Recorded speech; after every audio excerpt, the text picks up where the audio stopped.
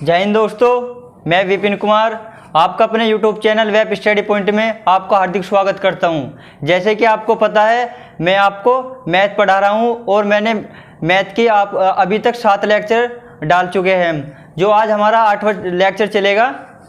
मैंने आपको अभी तक करीबन कई प्रकार के क्वेश्चन करा दिए हैं। आज जो हमारा नेक्स्ट टाइप के क्वेश्चन चलेंगे, जो कि हमारे इस प्रकार होंगे। देखो आज जो हमारे क्वेश्चन चलेंगे इस तरीके के होंगे। क्वेश्चन हमारा क्या है, यदि एक भिन्न के अंश में 200% और हर में 350% की वृद्धि हो जाए तो परिणामी भिन्न 5/12 आती है। ठीक है जी, ये हमारी आती है। तो मूल भिन्न क्या होगी, ये हमारा क्वेश्चन है। देखो इस तरीके क्वेश्चन करने का बेस्ट ट्रिक आपको मैं एकदम बेस्ट ट्रिक बताऊंगा शॉर्ट से, कैसे करेंगे इसको। देखो जी, जो हमने मान लिया कोई भिन्न है, ये माना भिन्न है हमारी x/y। ठीक जी, भिन्न क्या है हमारी x/y। एक चीज वो बताओ, कोई भी संख्या होती है वो क्या होती है हमारी, हमेशा 100% होती है। ठीक है जी, कोई भी संख्या होगी वो कितनी होगी, हमेशा 100%। अब ये जो होता है हमारा, ये क्या होता है हमारा अंश। ठीक है जी, ये क्या होता है हमारा हर। अब क्वेश्चन के अकॉर्डिंग देखो, यदि एक भिन्न है, भिन्न के अंश में 200% की वृद्धि होगी। ठीक जी, जब ये हो गया हमारा x क्या है अंश है, इसमें 200% की वृद्धि होगी। कोई संख्या कितनी होती है हमेशा 100%। 200% की जो वृद्धि करेंगे तो टोटल कितना हो जाएगा, ये हमारा 300%। ठीक है जी, तो x × 300% बटे हर में क्या हुआ है, हर में हुई है 350% की वृद्धि। कोई भी संख्या कितनी होती है 100%। इसी प्रकार जो हर भी हो जाएगा 100% प्लस 350% इजिकल टू कितना हो जाएगा 450%। ठीक है जी, तो इंटू में कितना हो जाएगा हमारा 450%। और उसके बाद में जो जब ऐसी ये कंडीशन बन जाती है तो क्या होता है, जो परिणामी भिन्न होती है वो कितनी आ जाती है हमारी 5/12, यानी कि इसके इक्वल टू कितना हो जाएगा हमारा 5/12।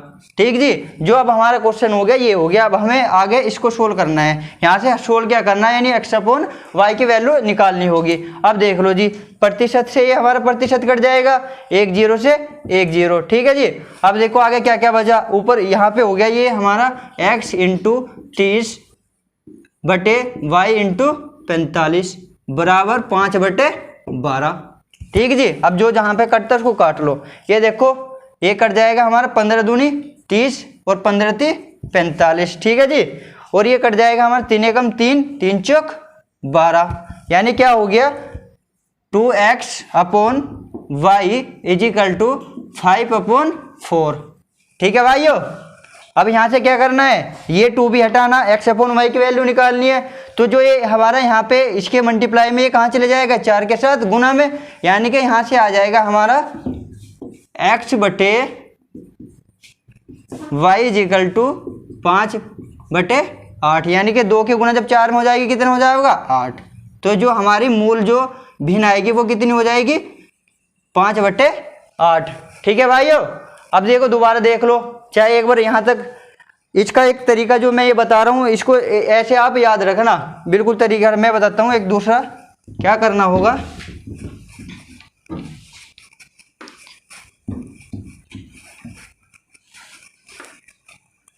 जो भी संख्या दी है, देखो जैसे एक भिन्न है, भिन्न के अंश में 200% की वृद्धि होगी और हर में 350% की वृद्धि। देखो अंश में 200% की और हर में 350% की। हमेशा जो भी हर और अंश होगा ना, उसमें क्या करोगे 100 प्लस करके, जो जैसे इसमें 200% की वृद्धि, तो इसमें 100 अपना आप ही जोड़ने के बाद में इसके साथ गुना करा देंगे अंश के साथ में। और ऐसे ही हर में 350 है तो 100 जोड़कर हर के साथ में इसकी मल्टीप्लाई करा देंगे, यानी कि डायरेक्ट इसको हम ऐसे लिख सकते थे, x × 300% बटे y × 450% और बराबर 5/12। ठीक है जी, और यहाँ से जो हमारा ये सोल्व करके आता है x/y = कितना आ जाएगा 5/8, जैसे कि अभी हमें आपको पीछे करके दिखाया था। ठीक है दोस्तों, समझ आ गया यहाँ तक। अब देखो नेक्स्ट क्वेश्चन। नेक्स्ट क्वेश्चन है हमारा, यदि एक भिन्न के अंश में 220% और हर में 150% की वृद्धि की जाए तो परिणामी भिन्न 4/5 आती है, तो मूल भिन्न क्या होगी। सेम पहले तरह का जैसे ही क्वेश्चन है, जैसे कि पहले वाला क्वेश्चन था, सेम ये भी इसी तरीके का क्वेश्चन है। तो इस तरीके क्वेश्चन को कैसे करते थे, बिल्कुल सिंपल तरीका, मान लेते थे हम भिन्न क्या है हमारी x/y। ठीक है जी, मैंने क्या बताया था, जो भी जितने प्रतिशत की भी वृद्धि हो रही है उसमें 100% जोड़कर आगे लिख देते हैं। यानी कि अब जैसे ये है हमारे 220%, तो अंश में कितना हो जाएगा 220 और प्लस 100 यानी कितना हो जाएगा 320%। ऐसे ही इसके जो हर में कितनी हुई है 150% की वृद्धि, यानी कितना हो जाएगा 100 प्लस करके 250%। ठीक भाइयों, और जो हमारी जो परिणामी भिन्न कितनी आती है 4/5। अब यहाँ से इसको सोल्व कर लो, प्रतिशत से प्रतिशत कैंसिल, 0 से 0 कैंसिल, 4 से कट जाएगा ये 8 बार और 5 से कट जाएगा ये 5 बार। ठीक है जी, ये वाला चले जाएगा हमारा यहाँ पे इधर और 8 आ जाएगा हमारा इसके नीचे, यानी कि x/y = 5/8। ये हमारा क्या हो जाएगी, मूल भिन्न हो जाएगी, यानी कि ये हो गया हमारा आंसर। ठीक है दोस्तों, बस ये शॉर्ट तरीका है, बिल्कुल इजी से आराम से कर लोगे। इस तरह के क्वेश्चन पेपर में भी आए हुए, कितनी बार रिपीट हुए हुआ है क्वेश्चन, तो इसको अच्छे से देख लेना, बहुत छोटा कंसेप्ट है, अच्छे से याद करना। आगे देखो, अब देखो दोस्तों, अगला हमारा नया कंसेप्ट आता है जो कि बहुत ज़्यादा इंपॉर्टेंट है। ठीक है, अच्छे से समझना, छोटा सा कंसेप्ट है। देखो, अगर ये कंसेप्ट क्या है हमारा, कोई संख्या है या कोई मतलब किसी व्यक्ति की इनकम है या किसी वस्तु की जो आय है, इस तरीके से उसमें वृद्धि हो रही हो और उतनी प्रतिशत की मतलब जैसे कि मान लें किसी वस्तु की कीमत 400 रुपये है। ठीक है जी, उसमें 20% की वृद्धि होगी और उसमें 20% की कमी होगी। तो इस तरीके के क्वेश्चन को हम कैसे करते हैं। ठीक है जी, ऐसे क्वेश्चन को करने का जो तरीका हमारा सिंपल तरीका है, इसको हम फॉर्मूले से भी कर सकते हैं और विदाउट फॉर्मूले के भी कर सकते हैं भाइयों। ठीक है, देखो जी, जैसे अगर हमें फॉर्मूले से करना है, ठीक है जी, तो फॉर्मूले से करेंगे तो किस प्रकार का जो हमारा सूत्र होगा वो क्या होगा। जैसे मान लिया किसी संख्या में, ये फॉर्मूला होता है हमारा x + y + x × y/100 प्रतिशत। ठीक है जी, ये फॉर्मूला होता है हमारा। यदि किसी संख्या में कितने प्रतिशत की, मैं यहाँ पे लिख देता हूँ, यानी यदि किसी वस्तु की आय में x%, ये किसी वस्तु की आय में नहीं, अच्छा सॉरी, ये देखो किसी वस्तु के मूल्य में, ये आय में नहीं, किसी वस्तु के मूल्य में। ठीक है जी, यदि किसी वस्तु के मूल्य में x% की वृद्धि होती है, ठीक है जी, x% की वृद्धि और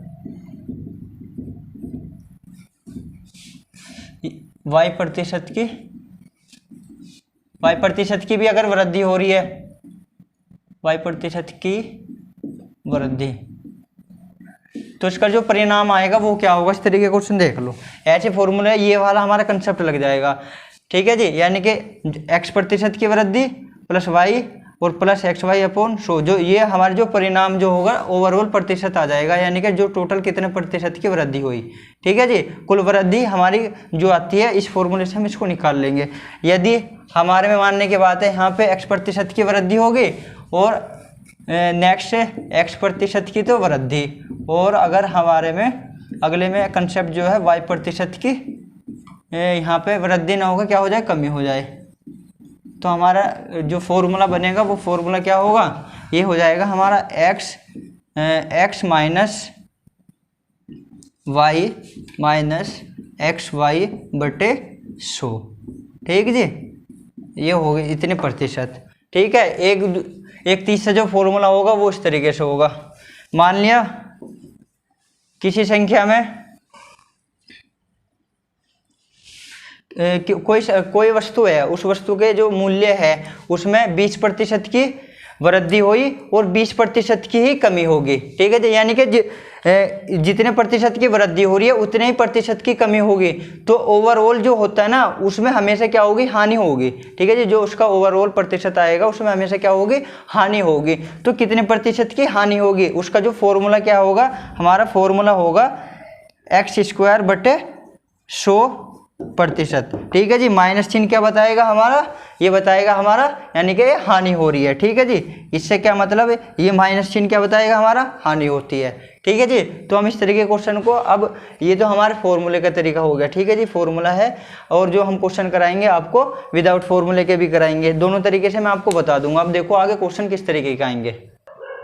देखो जी, हमारा क्वेश्चन ये है, यदि किसी व्यक्ति के वेतन में पहले 20% की वृद्धि की गई और फिर उसमें 20% की कमी की गई तो उसके वेतन में परिवर्तन क्या होगा, यानी क्या परिवर्तन आएगा। ठीक है जी, इस तरीके के क्वेश्चन के लिए मैंने फॉर्मूला क्या बताया था, सिंपल फॉर्मूला क्या था, -x² बटे 100%। ठीक है जी, ये हमारा फॉर्मूला था। माइनस चिन्ह क्या दर्शाता है कि क्या होगी, हमेशा हानि होगी।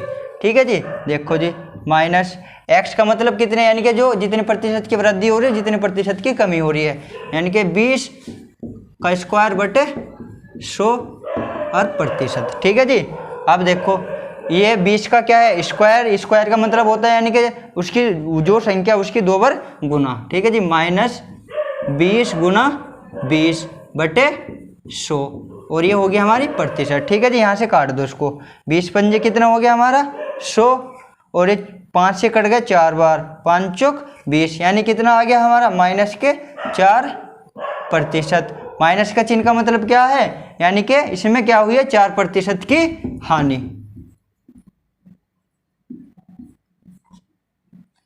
ठीक है दोस्तों, समझ आया यहाँ तक। फिर देख लो एक बार और, सिंपल फॉर्मूला है हमारा, क्या है, अगर मैंने बताया था मतलब किसी संख्या की सेम यानी कि इतने प्रतिशत की वृद्धि हो रही है और उतने ही प्रतिशत की कमी हो रही है, तो उसका फॉर्मूला क्या था, -x² बटे 100%।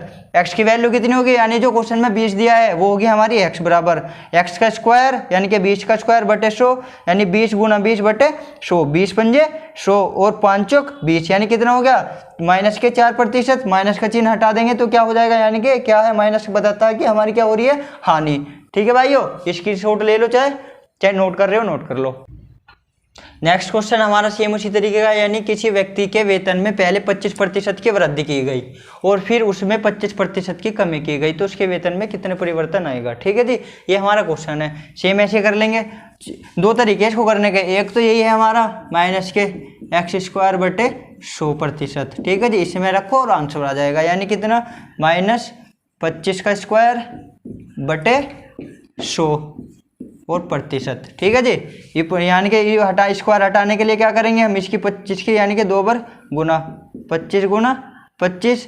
अब देख लो जी, ये हो जाएगा हमारा, अब इसको काट दो, 25 चौका 100। ठीक है भाइयों, कितना हो गया, 25 चौका 100, और आगे क्या हो गया है हमारा, हो जाएगा 25 बटे 4% और माइनस। ठीक है जी, यानी कितने प्रतिशत की क्या हो रही है, हानि।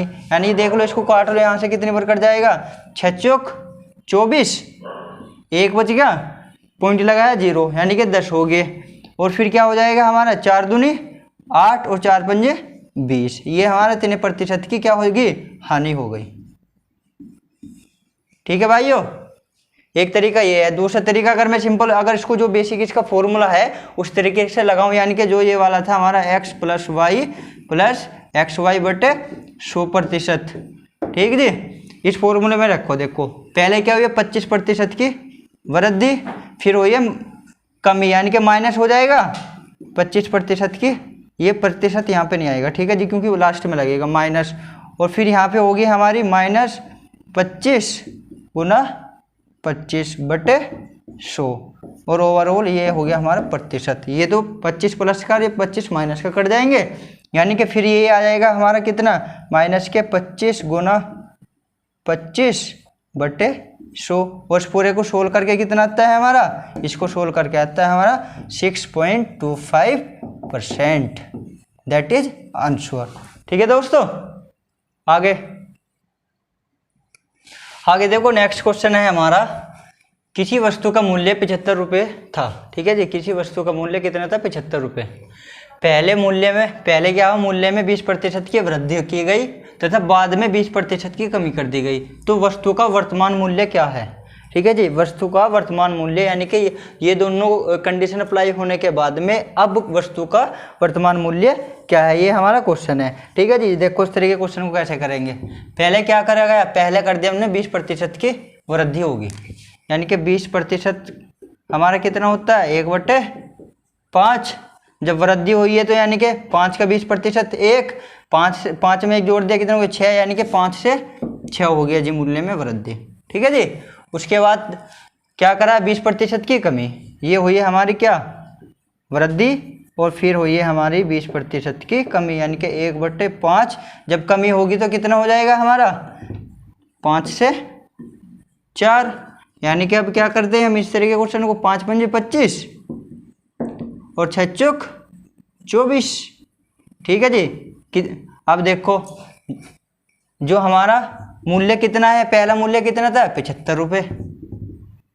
ठीक है, 25 का कितना गुना 3 गुना, वर्तमान में मूल्य भी कितना हो जाएगा 3 गुना, 24 थी कितना हो गया 72 रुपये, दैट इज आंसर। ठीक है भाइयों, एक तरीका तो ये है। या दूसरे तरीके से क्या कर सकते हैं हम, देखो जी पहले क्या हुई है 20% की वृद्धि हुई है। ठीक है जी, फिर 20% की कमी माइनस 20 गुना 20/100, 20 से 20 कैंसिल, और ये 20 से कट के कितना आ जाएगा हमारा 5, और ये 5 से कट के कितना आ जाएगा हमारा 4, यानी कितना हो गया ओवरऑल 4% की हमें क्या हुई है हानि। यानी कि पहले मूल्य कितना था 75 रुपये, अब 4% की हानि हुई है, यानी कितना अब कितने रुपये रह जाएगा हमारा। अब देखो हर चीज़ क्या होती है 100%, 100% में 4% की हानि होगी तो कितना बच गया हमारे पास अब 96। ठीक है जी, अब 96 बचा और प्रतिशत के बटे 100। ठीक है जी, अब यहाँ से हम इसको सोल्व कर लो, 25 थी 75, 25 चौका 100, 4 से इसको काट लो, 4 दूनी 8, 1 4 चौक 16। अब कितना हो गया 3 गुना 24, कितना हो 24 थी 72 रुपये। ठीक है जी, इस तरीके से कर लो। एक कंसेप्ट हमारा ये हो गया और एक कंसेप्ट हमारा ये हो गया।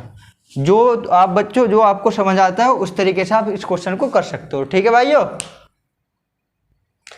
नेक्स्ट क्वेश्चन है भाइयों हमारा, यदि किसी वस्तु के मूल्य में, यहाँ पे क्या है हमारे किसी वस्तु के मूल्य में 7.5% की वृद्धि हो तो उसके मूल्य में 15 रुपये की वृद्धि हो जाती है। तो वस्तु का मूल्य बताए। यदि किसी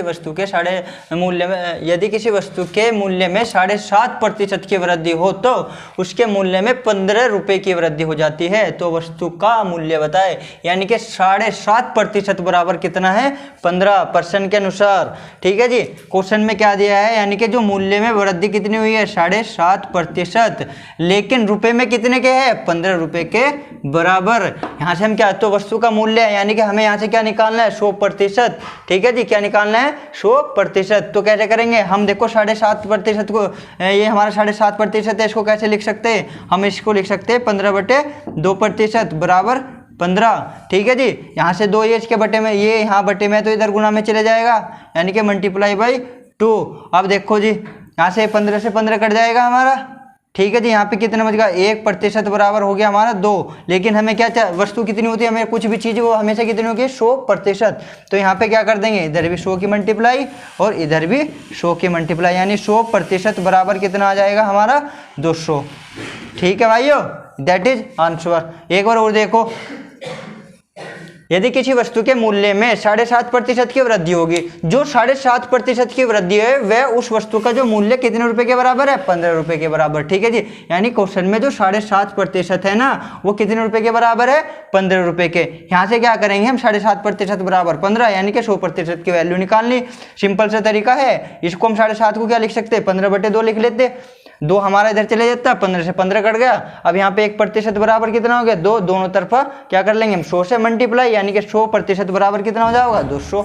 यही हमारा आंसर हो जाएगा। ठीक है जी, नेक्स्ट देखो, नेक्स्ट हमारा इस तरह के क्वेश्चन आएंगे, ये हमारा नेक्स्ट टाइप के क्वेश्चन है। तो क्वेश्चन को करने से पहले मैं इस क्वेश्चन का जो हम किस तरीके से करेंगे वो आपको समझा देता हूँ, किस तरीके से कंसेप्ट है हमारा। देखो, यदि एक परीक्षा में कुछ परीक्षार्थी बैठे, ठीक है भाइयों, कोई परीक्षा हुई उसमें परीक्षार्थी बैठे तो उसमें 52% अंग्रेजी में अनुत्तीर्ण हुए और 42% गणित में। तदनुसार यदि दोनों विषयों में 17% अनुत्तीर्ण रहे तो उन दोनों विषयों में अनुत्तीर्ण परीक्षार्थियों का प्रतिशत कितना होगा। यानी कि कक्षा, ठीक है जी, उसमें कुछ प्रतिशत मतलब कुछ बच्चे यानी कि 52% तो अंग्रेजी में हो गए हमारे फेल, ठीक है जी, अनुत्तीर्ण हो गए, और 42% हो गए हमारे मैथ में, ठीक है जी, और दोनों को मिलावे तो 17% हुए, ठीक है जी। तो उन दोनों विषयों में अनुत्तीर्ण जो फेल हुए हैं उनका कुल प्रतिशत कितना होगा, ये हमें क्वेश्चन में बताना। देखो जी, हमें इस तरीके क्वेश्चन को कैसे करना, इसका शॉर्ट तरीका ये है, मान जो हमारा अंग्रेजी यानी कि अंग्रेजी में कितने फेल हुए, ये हमारे फेल वाले ये 52%, और जी मैथ में कितने हुए हमारे, मैथ में हुए हमारे 42%, और ओवरऑल यानी कि इंग्लिश और मैथ में दोनों में कितने हुए 17%, ठीक है जी।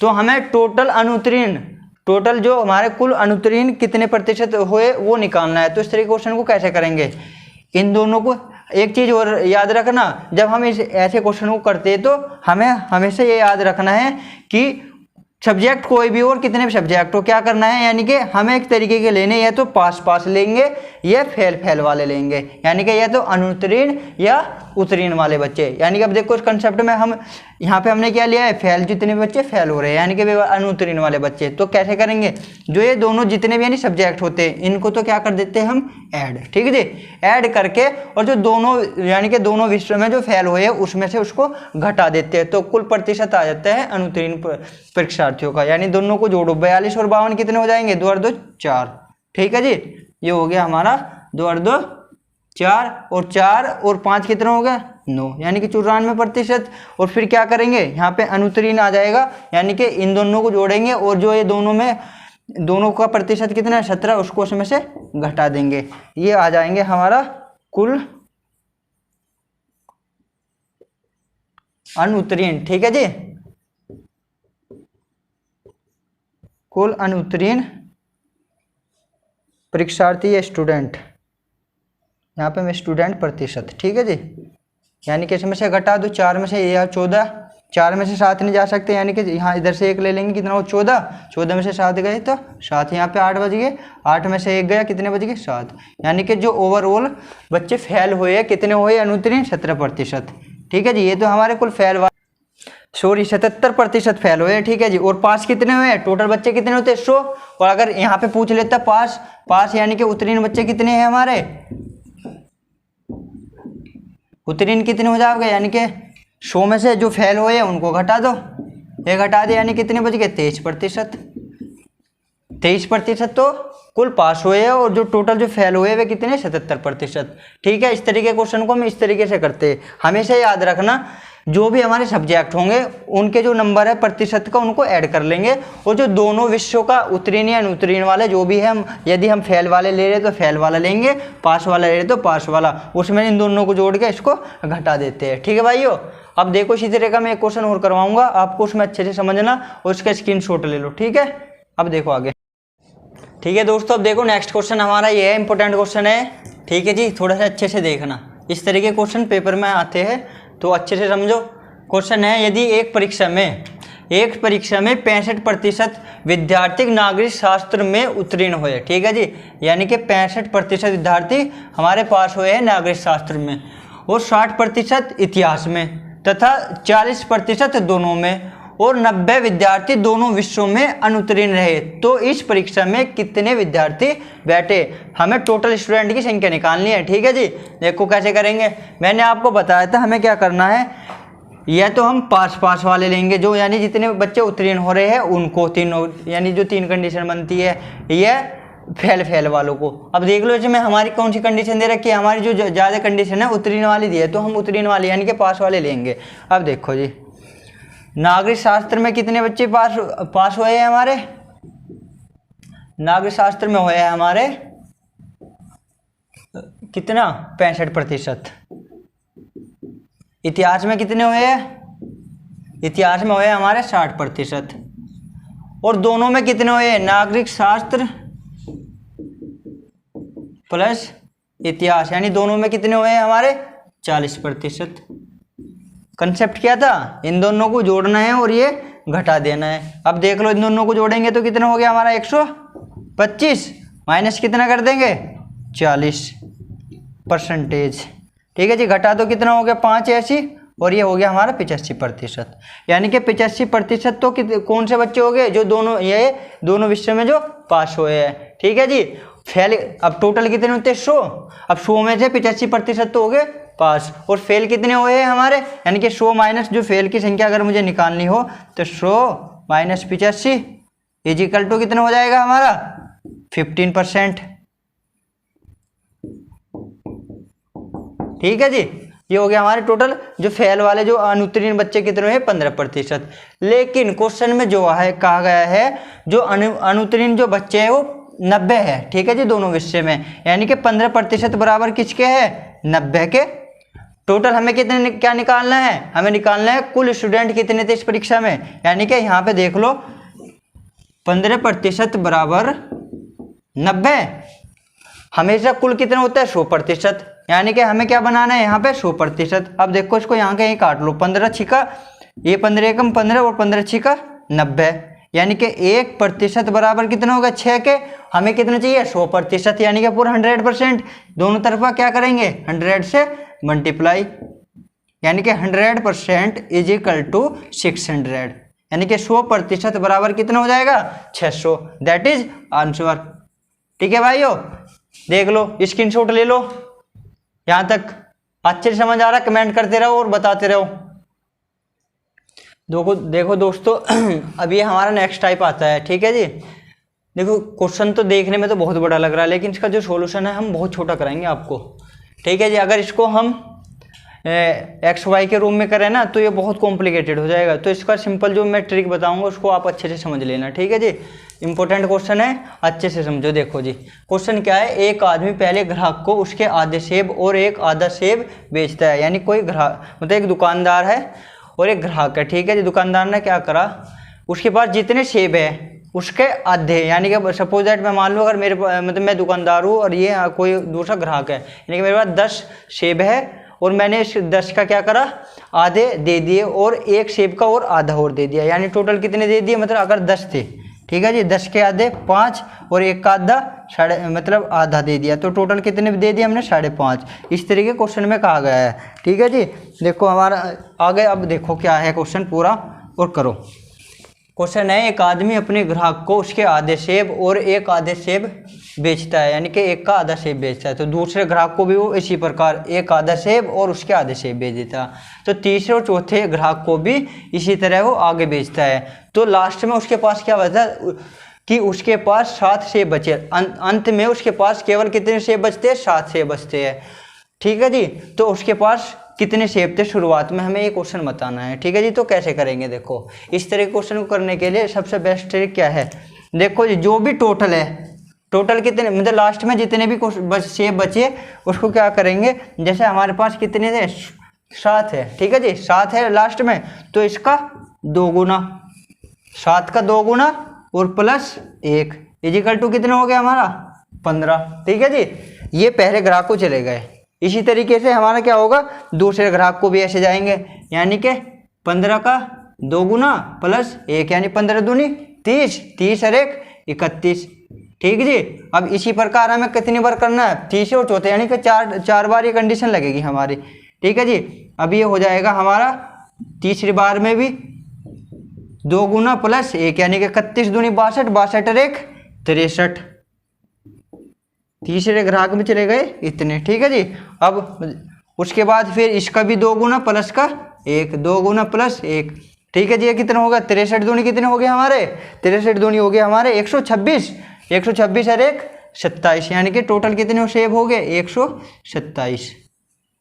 ठीक है दोस्तों, इस तरीके से हम इस क्वेश्चन को कर सकते हैं, यही हमारा क्या हो जाएगा आंसर। यानी कि स्टार्टिंग में उसके पास कितने क्वेश्चन थे कितने सेब थे 127 सेब थे, और अंत तक उसको बेचते बेचते कितने सेब बचे 7 सेब बचे। एक बार और देख लो कैसे करेंगे, जो भी अंत में सेब मतलब किसी भी चीज़ की जो संख्या अंत में बचेगी उसका क्या करेंगे, उसका डबल कर देंगे और उसमें 1 जोड़ देंगे, डबल करके एक जोड़ देंगे, यानी कि 7 का डबल 14, 14 में एक जोड़ दिया 15। इसी प्रकार 15 का 2 गुना 30, 30 में एक जोड़ दिया 31, 31 का 2 गुना 62, 62 में एक जोड़ दिया 63, 63 का 2 गुना 126, 126 में एक जोड़ दिया कितना हो गया 127, जो कि हमारा आंसर होगा। ठीक है दोस्तों, इसका स्क्रीनशॉट ले लो और आगे नेक्स्ट क्वेश्चन देखो। नेक्स्ट क्वेश्चन इसी तरीके से हमारा, ये क्वेश्चन नंबर हमारा 9 हो गया। ठीक है जी। एक आदमी पहले ग्राहक को उसके आधे सेब और एक आधा सेब बेचता है, दूसरे को भी टोटल के जो आधे उसके बाद आधे उसका आधा, और तीसरे और चौथे को भी इसी प्रकार से। ठीक है जी। उसके पास अंत में कितने सेब बच गए, 7 सेब बचते हैं। तो उसके पास शुरुआत में टोटल कितने सेब थे, ये हमारा क्वेश्चन है। ठीक है जी। कैसे करेंगे, अभी मैंने आपको बताया है, जितने भी अंत में सेबों की संख्या बची है हमारी, उसका 2 गुना और प्लस का 1, यानी कि 5 दूनी 10, 10 और 1 11। ठीक है जी। अगले ग्राहक को जब जाओगी तो क्या करेंगे, 11 का 2 गुना प्लस का 1, यानी 11 दूनी 22, 22 और 1 23। ठीक है जी। फिर इसका भी 2 गुना प्लस का 1, 23 दूनी, यानी कि 2 गुना 1 23 दूनी 46, 46 और 1 47। अब हमारी 3 कंडीशन होगी, चौथे पे जाएंगे, इसमें भी यही हो जाएगा, गुना 2 प्लस का 1, 47 दूनी कितने हो गए, 47 दूनी हो गए हमारे 94, प्लस का 1 95। ये टोटल कितने हो गए हमारे 95, ये हमारा आंसर हो गया। ठीक है दोस्तों, आगे नेक्स्ट क्वेश्चन देखो। ठीक है दोस्तों, आज मैं हम यहीं पे समाप्त करते हैं आज की क्लास, और कल आपसे फिर एक मुलाकात होगी नई वीडियो के साथ में। जाते जाते मैं आपसे एक अनुरोध करना चाहूँगा कि जो हमारा चैनल है वेब स्टडी पॉइंट, आप इस चैनल को ज़्यादा से ज़्यादा हमारा क्या सब्सक्राइब करें, और वीडियो को जितना हो सके ज़्यादा से ज़्यादा शेयर करें, वीडियो को लाइक करें। हमारे वेब स्टडी पॉइंट जो हमारा चैनल है, इसके जो परिवार को आप ज़्यादा से ज़्यादा बढ़ाइए, और जो हम क्वेश्चन आपको करा रहे हैं, इन क्वेश्चन को आप अच्छे से इनका 2-2 3-3 बार रिवीजन करें। इस तरीके के क्वेश्चन आपको यूपीएसआई में, जो यूपीएसआई का पेपर होगा एज इट इज़, तो मतलब इसका जो हम करा रहे हैं इसका करीबन आपको 90% आपको ज़रूर मिलेगा। ठीक है दोस्तों, तो आप अच्छे से पढ़ते रहिए और हमारे चैनल को ज़्यादा से ज़्यादा बढ़ाइए। ओके दोस्तों, मिलते हुए कल फिर एक नई वीडियो के साथ में। जय हिंद।